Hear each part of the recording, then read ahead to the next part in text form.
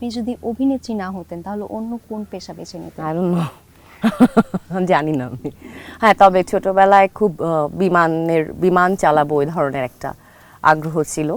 তো সেটা বড় হতে হতে আর মানে কখনো ভাবে আমাকে নাড়া দেয়নি, আমার অভিনয়টাই করতে ইচ্ছা হয়েছে। জুলাইতে আমরা আপনার সরব উপস্থিতি দেখেছিলাম মাঠে, তো ওই যে আন্দোলনে যে দাঁড়ালেন, এটা আসলে এখন আজকের ডেটে এসে আপনার কাছে কি মনে হচ্ছে, মানে আপনি কতটা হ্যাপি এই জিনিসগুলো নিয়ে?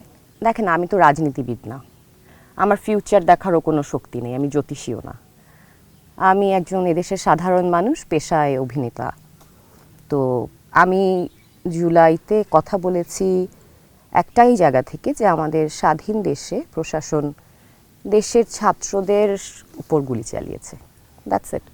আমি ওই পয়েন্টে কথা বলেছি যেখানে আসলে দেশের হাজার হাজার সাধারণ মানুষ কথা বলেছেন, অভিভাবক কথা বলেছেন, ভাই বোন, স্কুলের টিচার, ইউনিভার্সিটি টিচাররা কথা বলেছেন, যেখানে সকল পেশার মানুষ কথা বলেছেন। আমি সেই একটা পয়েন্টেই কথা বলেছি যে আমার দেশের প্রশাসন দেশের ছাত্রদের উপর গুলি চালানোটা আমার কাছে ইথিক্যালি আমি খারাপ লেগেছে, নিতে পারিনি। আমি সেই জায়গায় কথা বলেছি।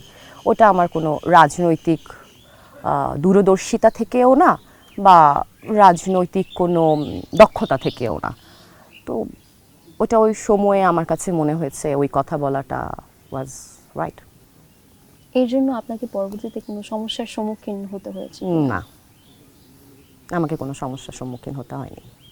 সামনে কেমন দেশ চান এখন এই মুহূর্তে আজকের তারিখে দাঁড়িয়ে? সবসময় তো স্বাধীন বাংলাদেশের পতাকা সমুন্নত চাই। আমাদের দেশের মানুষের কথা বলার, কাজ করার, নিজের নিজের পেশায় স্বাধীনভাবে কাজ করার যে অধিকার, সেটা চাই।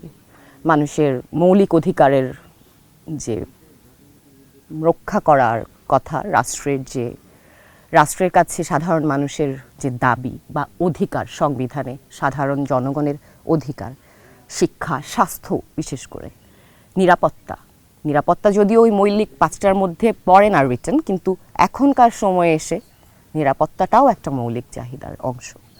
তো সেসব জায়গাগুলোতে রাষ্ট্র জনগণকে তার অধিকার বুঝিয়ে দিবে এবং জনগণ সেটা স্বাভাবিকভাবেই এদেশের সাধারণ জনগণ নাগরিক হিসেবে তার মৌলিক অধিকার পাবে। এরকম দেশটা আশা করি।